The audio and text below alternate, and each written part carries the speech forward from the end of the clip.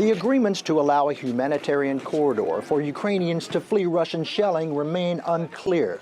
On Monday, Ukrainian civilians were killed while seeking safety. For them, talk of humanitarian corridors is just that, talk. They're deliberately targeting residential areas. They're not targeting military installations. They hit schools, clinics, and so on. Ukrainian President Volodymyr Zelenskyy blasted what he said was Moscow's aggression. There was an agreement on humanitarian corridors. Did it work? Russian tanks, Russian grads, Russian mines worked instead of it. They have even mined the road agreed for delivery of food and medicine for people. Zelenskyy's video was filmed from his office in Kiev, the first time he's been seen there since Russia's attack began. The United Nations says it's unable to meet the needs of millions of civilians caught in the conflict.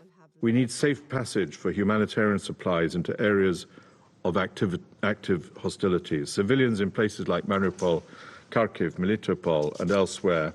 But Moscow has denied obstructing evacuations or humanitarian aid operations. We take a wholeheartedly responsible approach to resolving the humanitarian issues that Ukrainian citizens are facing. The Kremlin said it would stop its attack if Ukraine makes constitutional changes that would prevent it from joining NATO. And it wants Kiev to recognize Russia's occupation of Crimea.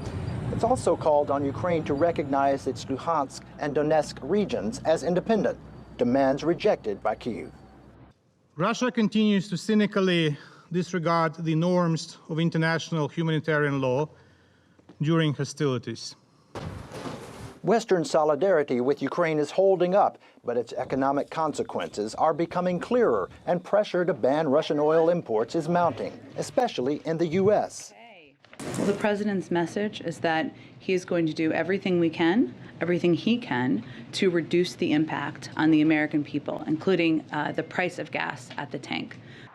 The U.S. imports less than 10% of its oil from Russia, and U.S. gas prices are already soaring. But European countries depend on Russian oil at nearly 4.5 million barrels a day.